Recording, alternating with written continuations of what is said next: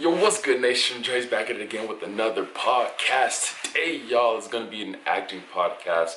As y'all know, your boy Dre has acted a couple of times. Myself had a few acting gigs in a couple of years that went by already. You chose to fight against me. So after we retrieve the Nine Tails, I'll return the favor by destroying the hidden leaf, and the sand, and the mist. And then, everything else. This life you live is a fairy tale, and we are its reckoning. This battle bores me. This land is filled with nothing but fake shinobi. Gave you 3 days to turn over the remaining 8 and 9 tails, and you failed. So now, I hereby declare war on you all. The 4th Great Ninja War. Drive faster right now! I'm gonna get you there on time. We are gonna get to the hospital. It's coming right now! No! Today, for all y'all aspiring actors, whoever wants to become an actor, you're going to get your insights from me and another actor friend of mine. And we're going to go ahead and start rolling this video. So without further ado, let's start this podcast and call our guest. Will Garciuhh, actually. That's our guest today. Will Garciuhh is our guest. So now we're going to get started into this podcast. I've podcasted my own, so, it's my first time. The guest, you know what I'm saying? Oh, yeah. Tell them. We're starting? Oh, yeah, we're starting. Tell them a little something about yourself, man. So, hi, guys. My name is William Garciuhh. Yeah. I am 26 years old. I went to school in Texas, University of North Texas. I got a bachelor's degree in theater. And then I moved out here to Los Angeles in August of 2017, man. So it's been a little bit of a ride. Not as long as I've met that other people have told me how long they've been here, but it's been a little bit of a ride. Yeah, 2017 is, it's not a long time ago, but it's still like, it's a good amount of time to know It's LA. a good amount of time in LA, especially sure. not being from here, For sure. All right, Will. So my first question for you, bro, is what inspired you to be an actor? Oh man, well that's a great story. I grew up with my parents. I understand the pain that some kids go through when they're young, right? When their parents divorce. Right. For me, it wasn't necessarily like a thing. My parents separated when I was like 1. Okay. So I kind of grew up knowing they were separate. Right? Yeah. So on the weekends, I would see my dad in Jersey. So, and what we would do every weekend. Is Jersey your hometown? I'm sorry? Is Jersey your hometown? Is that where you're from? Home state. Okay. Home state. And I grew up in Clifton, New Jersey. Okay. And so essentially, every weekend I'd go to my dad. Yeah. And my dad and I on the weekends, we kind of had like a routine. And it was so much fun. So every Saturday, we would go watch a movie after Saturday morning cartoons. Okay. So, I'd wake up, I'd have cinnamon rolls. Of course. I'd have milk and cinnamon rolls. I'd be watching everything ranging from the Spider-Man animated series to the Jackie Chan cartoon show. All the Saturday morning cartoons. The Fox Kids. Were you big on, Power Rangers, too? Power Rangers. Of course. All that. And then, I don't know what it was, and it's still my favorite movie till this day. Mm-hmm. And I told this story to a lot of people whenever they ask me about why I got into acting. Right. So thankfully my father didn't really censor what I watched. Yeah. I mean, if there was a sex scene in the movie, he would just tell me hey, close your eyes for a couple seconds. Of course, yeah. But whenever it was action or blood, he didn't care, right? Yeah. So the first movie that really blew me away that I specifically remember seeing in theaters was Gladiator. Gladiator. Whoa, that's with Joaquin Phoenix. And I just couldn't believe what I saw. I was this is a spectacle. This is epic. I didn't know the word epic until I saw that movie, right? And it just Russell Crowe is this revenge-driven Spanish soldier, and Joaquin Phoenix is like this snaky Emperor of Rome, and, Of course. and then that movie also made me love that time period, and then made me just really like start putting like the early steps into wanting to become an actor, you know. And now Joaquin Phoenix is Joker now. That's crazy. He's a chameleon, man. He can Yeah. do anything. That's good, though. He's a really talented guy. You know, I think all of us, you know, I'm a big DC nerd, so I think a lot of us were surprised on how good it was, you know. Like, Joker was, you know. It was crazy, man. I think it's the first actor to ever win Best Actor. I know Heath Ledger won Best Supporting Actor, but the Best Actor in any movie for a comic book film. Yeah. Was the first time when he won it, so it was pretty awesome. And it's crazy how like he cut so much weight to play that role, because it's crazy how actors do that to me. It's just like they put on weight. Like putting on weight is cool, but he lost so much weight and it was kind of scary, you know? I was like, yo, that can't be healthy. Have you ever seen Christian Bale's transformation Yeah. as Batman? Yeah. So he kind of had like a similar situation, but I felt like it was even worse. Like, you know, like he made Batman Begins, right? Was like the first Dark Knight movie. Right. And before he made Batman Begins, I forgot the name of the movie, but he made some movie where he literally looked like a bug. And he said that all he was eating each day was an apple. An apple every day. Yeah, that's it. Just an apple. Just an apple? Nothing else. No rice. No nothing. And yeah, he just looked super unhealthy. And then 3 months later, he got freaking jacked for Batman. Yeah. You know? Crazy. Yeah, check it out. All right, so second question for you is, how would you prepare for a role, action role? Because I know you do like fighting scenes, a lot of fight scenes and stuff that I've seen in your videos on YouTube. Well, let's just say, I'll say how I prepared for it. So I had like this really cool audition that I taped. It came out like 2 months ago, and it was for like the most popular YouTuber on for Star Wars. His name's Star Wars Theory, and he made this like Vader fan film, right? That came out like a year ago, and he put all his money into it. And it was amazing, and he had open call second the sequel that hasn't come out yet. Right. Like usually how I prepare for film, man, is that like, especially if it's something nerdy, I could really get invested into it, you know. Like if it's like, by the way, are you still able to see me? Yeah, I can see you. I can see you. It cut out for a second. Yeah, you paused for a little bit. So like usually for something like in terms of like superheroes or like nerdy, something like nerdy, like something fantasy, right? Like I could really dive deep into something like that because that's like that's up my alley.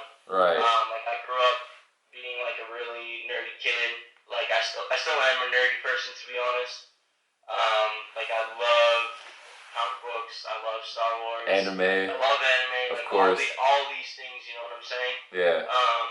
And usually to prepare, you know, like like that's fun to me, like doing those types of roles and like action roles, like same thing. Like I grew up watching Bruce Lee, Jackie Chan, Jet Li, like all them. And preparing for those roles it's somewhat like an emulation. Right. Like of course I'm not them. I'm not as athletic as Jackie Chan or as fit as Bruce Lee or as has the best technique like as Jet Li, but like whenever I am preparing, I always do my best to kind of like emulate their reactions on camera, right? Like, right. Knowing, like, I always feel like knowing where the camera is and what it, you know, how it sees you is very important to when you're acting on screen. Right.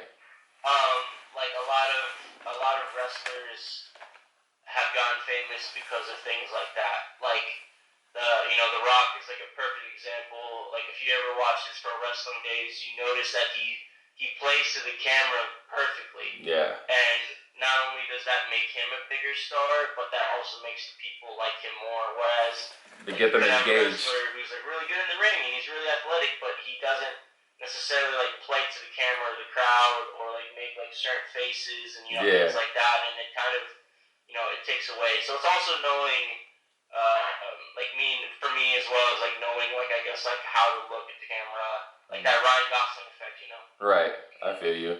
And it's also hard not shooting a fighting scene because you're not really shooting, you're acting, but doing a fighting scene, learning the fight choreography. Because I don't know if you ever seen Vader's video. I was in Hood Naruto, and I was Obito. Yeah.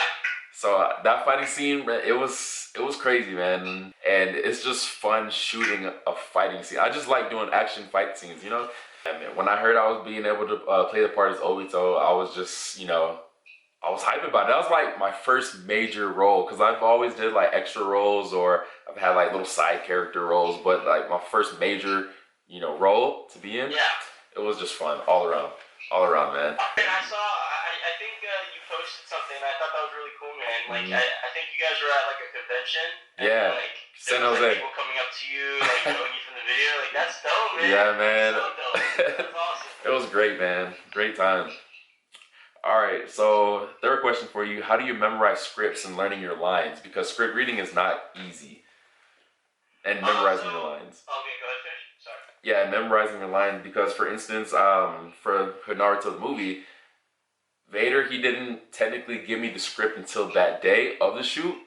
And he gave it to me maybe 30 minutes before we actually started shooting. And I had a lot of lines. Because there's a scene where I was in the garage and I was saying my speech to the world. I guess I was on TV, and I couldn't memorize. I kept messing up my lines technically, and I was like, "Yo, like you really gave me the script 30 minutes before the shoot. Like, usually, I want the script maybe a week before we start shooting, you know." Yeah. And then I'll get everything down packed. So I was like literally outside by the pool, like saying this is my script. I was outside like memorizing my script, saying the lines, repeating the lines. I needed like complete silence. I didn't want anybody near me. So that's a hassle. Yeah, no, so something I used to do in college that always kind of backfired on me, was kind of like what you were saying. Not saying it doesn't work, but just at least for me, it didn't work either. It made it a lot harder, but of course, same thing. I would just rerun the lines, re-say the lines, and of course, eventually you would like memorize it. But the point when you're looking at a script isn't necessarily to memorize it; it's to know why you're saying what you're saying. Makes sense. And a trick that I've learned recently, and not only does it help with memorizing lines, but it also helps with directors because it could show them that you can say something 10 different ways than being able to memorize one thing and only be able to say it one way. And it's to memorize thoughts. And so, for example, like, why am I coming on to Dre's podcast today, right? Yeah. Is it because of thoughts of wanting to see Dre again? Because I haven't seen him in a while. You know what I'm saying? Like, I got you. It's like, why am I doing certain things? And whenever I memorize lines now, I try to memorize it with a thought. Like, am I like I'm about to go see Dre? Am I saying that like am I angry or am I happy? And is it a surprise?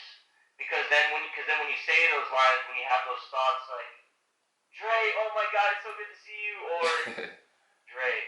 Yeah.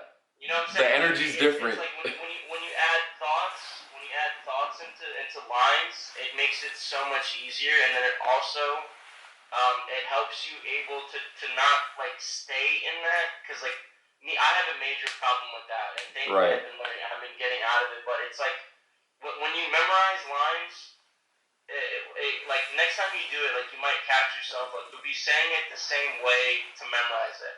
Yeah, I got you. You know, like TheWayOfDre, subscribe, #1404. Oh, you see that? Hey, so like if I keep on saying it that same way, memorizing it that same way, you're gonna say it that same way on camera.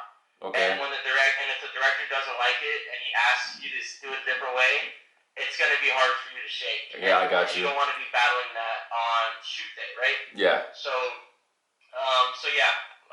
For me, it's always memorizing thoughts more so than the words, and then the words will come later with the thoughts. Yeah, so it's the way you recite your lines, you're gonna remember it that way. a certain way, basically. Mm-hmm. Makes sense. Makes sense, man. So, so all the roles that you have done, what's one role you would want to play? What's your dream role? Oh, easy peasy, man. So like, I would. There's two roles. Well, I'll say like three roles, right? Mm-hmm. So I would just love to be in a Star Wars film as a Jedi. Right. Like, of course, like just being in a Star Wars film in general, I'd be fine, right? Mm-hmm. Like realistically, like I could probably get casted as like a Mandalorian, or you know, Ooh, that's good. or just like another character, or you know, but a Jedi would be like, dude, like, honestly, man, like, if I got casted in a Star Wars film, like, first of all, like, hopefully, like, I'd be set for life after that, right? Yeah, Money. at least. Like, dude, that would be it. Like, that would be, like, the pinnacle to me of, like, being an actor. Like, just being a Jedi, like, dude, that's it. Like, I'm done. Thank you. Like, I achieved my dream. Being a Jedi would be number one, probably. Even if I get killed in, like, 5 seconds, that would be dope. Like, just saying if you were in, like, an extra Jedi? Being Robin in Batman. Ooh, that would be lit. More so Jason Todd. Like I've played that role like twice now, Mm-hmm. and I love the character. He's for those of you who don't know, he's a Robin who gets killed, comes back to life as Red Hood, and he's kind of like an anti-hero. That's the best Robin to me. Well, that Robin and Damian Wayne are the best Robins to me. But yeah, see, I get all like I'm probably too old to be Damian, but yeah, like being Damian too, he's a little shit, man. Yeah. And then my last dream role, I don't think it'll ever be made, but I had this. I don't know. You can give me your thoughts, but I had this gut feeling that once the well of superheroes is dried out, I think Hollywood is going to start going to video games and anime more to make adaptations out of. Okay. And I mean, I you know, because anime is becoming humongous in the United States now. It's like a part of like young people's cultures here, you know. So are you talking about like live action anime? Is that what you're saying? Yeah. Okay. So I mean, like I know people are like, "Whoa, hold on, I don't know if we should do that." Yeah. To me, I believe as long as someone has the love for like a certain like Kevin Feige, right? That's the guy who produces Marvel. Right. He actually loves Marvel movies, so I feel like as long as someone who's behind it loves it, it'll be good. But my favorite anime character is Gohan, man. So I'd love to play Team Gohan and the Cell Saga if that ever came about. You know, that'd be sick. That would be what's up, man. That would be what's up. But Gohan, though, is your favorite Dragon Ball Z character, man? Yeah. Gohan became so weak to me. For some reason, I don't know. I guess because he's a father now, he just became so, like... He's not, you know, Cell Games Gohan anymore. Yeah, I'm mostly referring to Dragon Ball Z Gohan. Okay. Like, he's still my favorite character. Yeah. But, like, I don't know what happened. Like, from what I read, was that when the Cell Saga came out in the... All right, so would you ever transition into working theater? Because you said you did theater before, right? Yes. So do you like theater or film better? Oh, definitely film more. Film. However, I do find theater to be more invigorating. Because it's a live audience and all that? If I ever were to do something in a public theater setting, it would probably be pro wrestling. Oh, okay. The only thing that keeps me from doing that is just like I'm not like, I guess like it's more like the fear of the unknown for me. Like, you know, I wouldn't know what to expect, and I'm also not the biggest guy ever. Yeah. And like I wouldn't want to like be going to chase something if I'm always gonna be like the guy who's like super small. It tossed around. Like, dude, I'm 6 feet tall, and Yeah. like right now, like I probably weigh, especially after the quarantine, after eating so much, I probably weigh like 170. 170, okay. And you know, when you look at guys like Triple H, Undertaker, The Rock, right? Brock Lesnar, somebody. 6'7", 250 pounds plus. So yeah. you know, like, and I understand why the bigger guys, you know, like I get that, you know, they're larger than life, right? Like I understand that. So, but in terms of like actual theater, I do like being in Broadway plays. I don't like watching Broadway. Yeah, me either. I don't like watching musicals, but I love being in them. Being in them are so much fun. You can sing? But like if you had a gun to my head and were like, you have to choose, like let's just say like film just didn't work out and it was like you have to choose to be a theater actor. Like I think that's when like I'll probably just transition like my love for acting film more into like a hobby role, you know. Okay. Like I love theater, but at the same time, like one of my biggest motivations in life is to be successful. Like I want to be able to like have a family and to support my kids. Makes and sense. like to have like I don't want to be like I can understand why people might like criticize me for saying this. Yeah. But like I don't want to be poor my whole life, you know. I got you. Like to me, like I don't want to love something so much that like it might potentially make me like poor forever, you know. I got you. But that's just my opinion. Yeah, you gotta be smart about these things, you know. Yeah. Because the entertainment industry is really hard to get into. Really hard. It doesn't matter if you're doing film, like there's music too, dancing. You know, it's a lot. Yeah, no, it's like in most jobs, like I feel like you can get away with like just being good at what you do, right? Yeah. But in acting, it's like you have to be good. People have to like you. True. And like you know, and then you also like kind of have to like put yourself out there as well.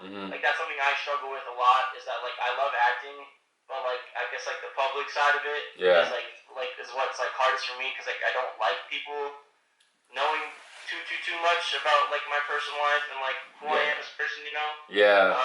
Just because I not that I have anything to hide, but I just feel like it's always better that way. Like whenever you look at like most celebrities who have like stood the test of time, like Keanu Reeves is like the perfect example, man. Like the guy's been famous for. I mean, he started making movies in the 80s, so what, like almost 40 years now? Yeah. He's been like in the limelight. And he's kind of private too. He's very private. Yeah. Not that many people know a lot of things about him. Yep. And you know who else is private too? Recently, man, like seeing that, and like seeing, I can understand why he's so private. You know, like I don't know if you saw what happened to him like a couple months ago, but he showed up to like like an event with like a red carpet, right, and paparazzi. He showed up with his girlfriend. Yeah. His girlfriend, she looked older, right? But like people don't realize that Keanu Reeves is old. Yeah. Keanu Reeves is in his 50s, and I think his girlfriend right now at the time is also like in her mid-50s. Yeah. And the internet was just roasting him. They were like, "Oh, dude, are you dating your mom?" And like it was just like. It's like, dude, like, I can understand. Somebody who else is private and doesn't really know about, people don't know about his life is Tommy Wiseau. Nobody knows where he's from. Yeah. Yeah, that's another he's example. Like the king of it. That's another example. Yeah. He also has like a magical pot gold somehow that he can jump over the rainbow and get as much money as he can. You know? That's like the biggest mystery of him, man. Is like, how does he have so much money? Yeah, man. That's like the biggest mystery of that guy. He has so much. All right, so another question is, what actors would you ever work with? Who's your dream cast members? Number one, I just brought him up, would be Keanu Reeves. Keanu Reeves, okay. I feel like me and him can have like a lot of fun, and I feel like I can learn a lot from him. Just because like I feel like we're kind of similar in like personalities, and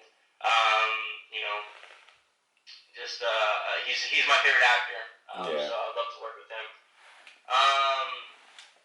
Ryan Gosling as well. Ryan Gosling's one of my favorite actors, and that's another guy that's also very quiet.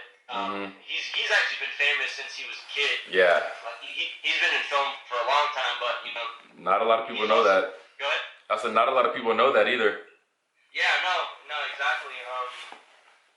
Yeah, it's because it was like he got big in the Notebook, right? Yeah. But then when you watch like I think it's like Remember the Titans, like he's in that too, and like he's been in a lot of things. But like what really sold me on him was like Drive. That's one of my favorite movies, and if you haven't seen Drive, watch it. Watch Drive. Like, when I first saw the trailer for that, I was like, oh, dude, like I don't want to watch like a pretty boy Fast and Furious, you know what I mean? And, like I watched it and I was like, oh my god, dude, this movie's sick. It's crazy. And then I love La La Land. La La Land, like that's what, like honestly, that was the movie that like made like that really influenced me to move here. Was La La Land, to be honest. Yeah. And then like people I want to work with, I want to work with Quentin Tarantino at some sort. Oh, yeah. Just because like I just feel like Great director. I like the way he directs, and Yeah. like, his movies seem like they're a lot of fun. Oh yeah. Challenging, but fun, and then of course, like I said, Kevin Feige, so being a Marvel film or a DC film, something that'd be dope. And then even though I don't think I will get to work with him in my lifetime, Yeah. but just because he's older, and I mean I don't know if he's gonna do it until the day he dies, but like dude, I would probably be like I'm usually like not someone that gets starstruck, and I wouldn't like freak out, but like I wouldn't know how to act if I ever got to be in a film with Jackie Chan or Jet Li. Like, wow. I just don't know like how I react, man. Like I really don't. You might be a little starstruck, cause I know I would. Yeah, like especially like dude, like whenever I need to laugh, bro, like I will just like go watch Rush Hour clips, just because like that was like one of my favorite movies. Like I love Chris, dude. Same thing, Chris Tucker, man. I love to work with Chris Tucker, even though I know he doesn't do movies that much really anymore. Yeah. And like Rush Hour is mostly like what he does because I think he likes doing it. But Chris Tucker was also like one of like my childhood like actors that I grew up watching, just because like the Rush Hour 1 and 2 are like one of my favorite comedies of all time, movies as well. Like it's so weird, man. Like I can't like think about like how that boardroom must have been like.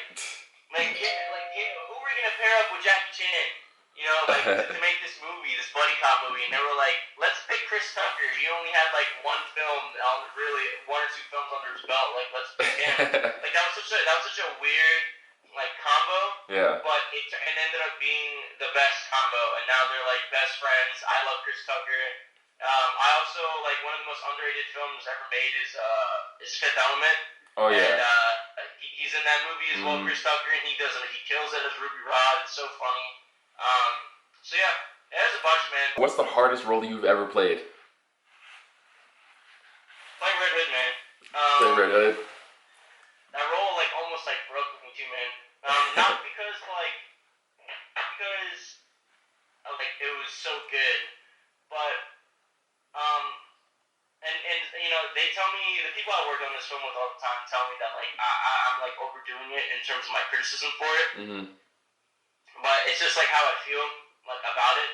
But I made a 3-part Red Hood fan film. Right? It was 30 minutes, 3 episodes, 10 minutes each episode. Okay. And I was so excited about doing it, and I was like, this is like in my final years of college too. So I'm also in my fraternity. I'm in college, and then I'm also doing this like big like side film that like I'm doing with my friends. And I don't know what it was, man, but like I just remember showing up.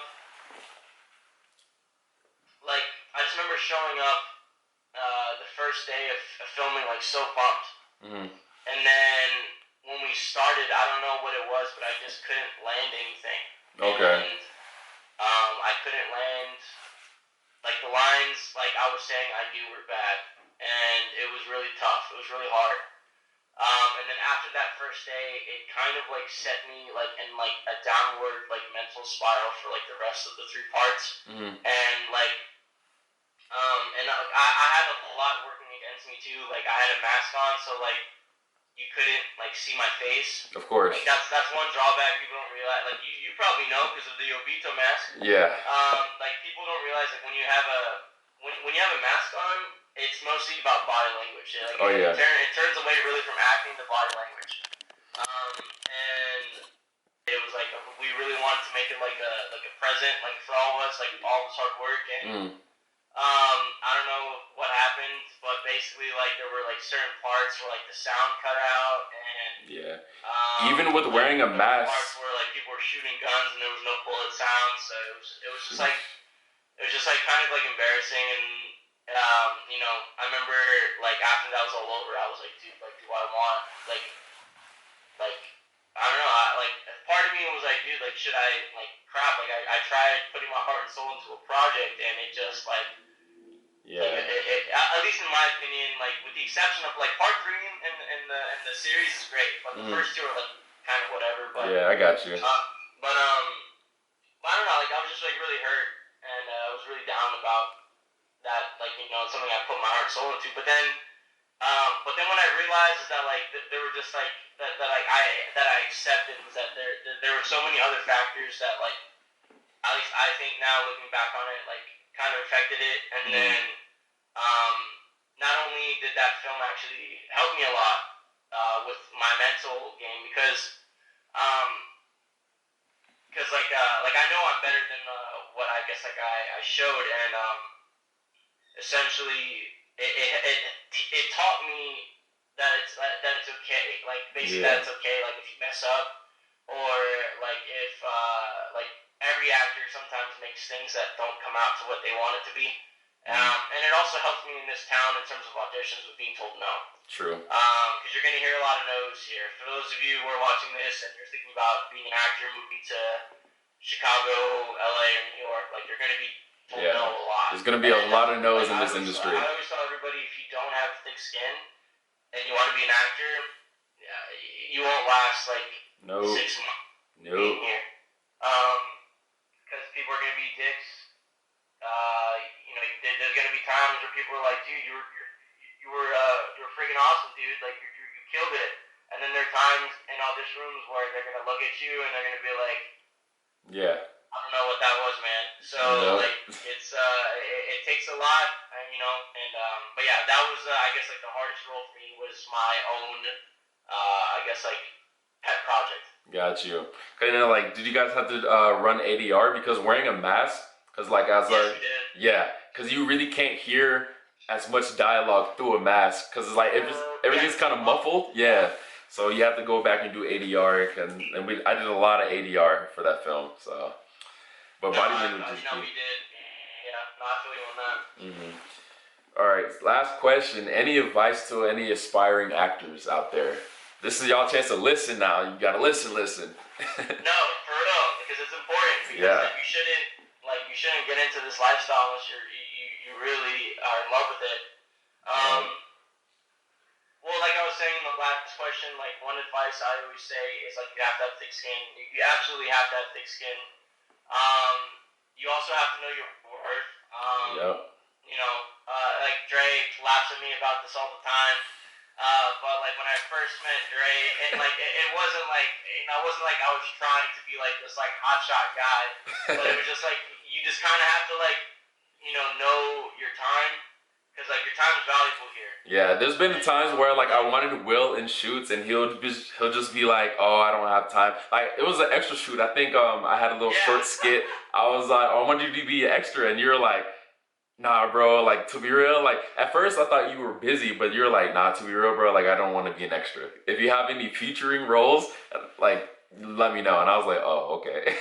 I didn't feel any type of way about it. Like, it's funny, because, like, I didn't, like, maybe it did come off, like, as being a douche, but it was, and, like, and it was, like, I didn't know you at the time. Yeah. Well, so it was, like, for example, like, dude, if you were gonna ask me right now, like, Will, like, hey, man, like, would you want to, like, I just need your help, could you, be in something for me, like, as, like, just a body, I would totally do it, but it was just, like, I didn't know you that much at the time, so, like, but basically, it was a funny story, but basically, to dial it back in, like, know your worth, like, value your time, and, like, don't let people walk over you, too, like, that's one thing, too, in this town, man, is that, like, people,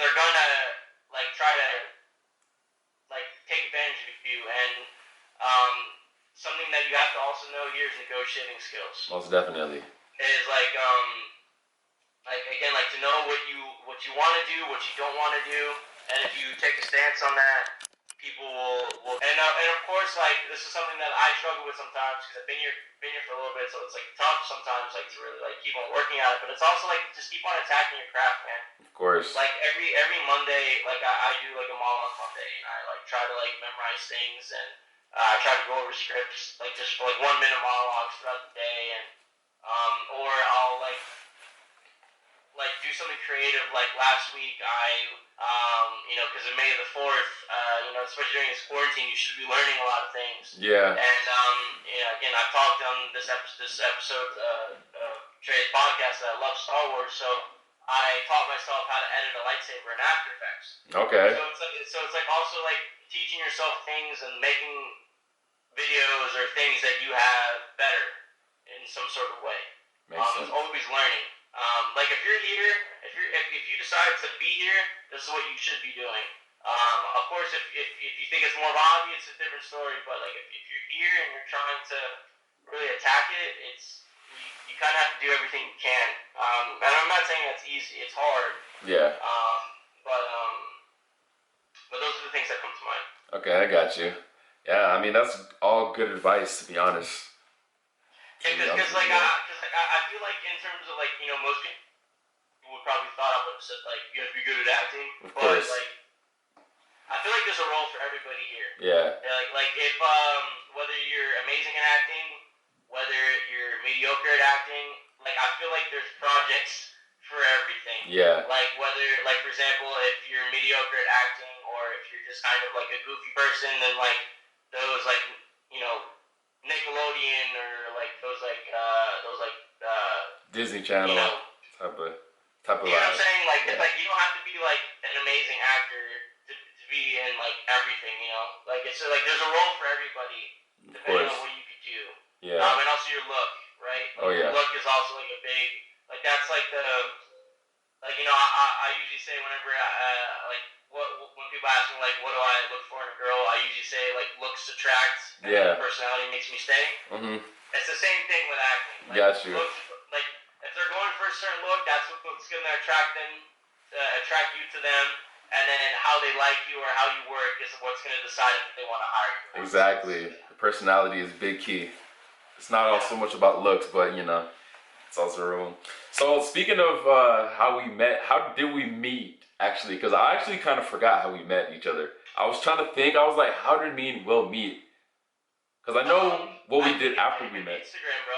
Instagram? I think so. Because like, wait, no, wow, bro. No, I do remember now. When was this? Let me know. It's a shame. It's a sad story. Makes you sad. We're not friends anymore. But I moved here with a girl named Alex, and I remember she had like a work party, and it was your ex-girlfriend. She was Asian, I think, and she had a birthday party. Oh, Jen? Did I meet you? Yeah, and then I remember you were there. I think with like he was like black and Filipino, and he was like a rapper, I think. Oh, Julian. Okay, yeah. He was with you, and then I remember I got talking to you, and then I remember we exchanged. I think we exchanged Instagrams or like numbers, and then that's how we met. That's how. I think I remember. What was this in LA or Santa Monica? This was in like 2018. 2018. Dang, it's yeah, been. This was like in like May or June of. This was in June of 2018. Okay. I think I remember now. It's like all a blur to me, bro. Yeah, you don't. Do you remember it? It was like the birthday party. I remember you were with the girl. I remember that for sure. Yeah. Yeah, I remember now. Man, that was funny. That's funny. See, and that's another thing, guys. That's another thing too, man. Is that when your time goes by really quick. Oh yeah. Like it honestly doesn't feel like I've known Dre for 2 years, but yeah, like I'm like wow. Like even myself, I'm like, dude, yeah, that was 2 years ago, man. Like that's nuts. And me, like we haven't still yet to have like actually a film working together. We haven't even worked together yet. Like remember that short film that I had at my friend's place, and we never finished it. That's still like unfinished business, but I don't think I'm gonna continue that. But I want to do an action, sequence with you one of these days, hopefully. Dude, so I don't know, like what your if how long you'll be. I was gonna say. I think we're just gonna wrap it up, honestly. Okay. So I appreciate having you on this talk with me. This podcast is actually longer than 20 minutes than I wanted. Of course, man. Of course. So hopefully I'll see you soon, bro. Hopefully, Yes, after this for real, man. It'd quarantine. be good to catch up with you in Texas, man. Most definitely. Lone Star Lone Star State. State. I miss it, man. I miss Texas a lot, bro. Yeah, it's cool, man. I'm out here in El Paso, man, so it's pretty chill. Yeah. Yeah.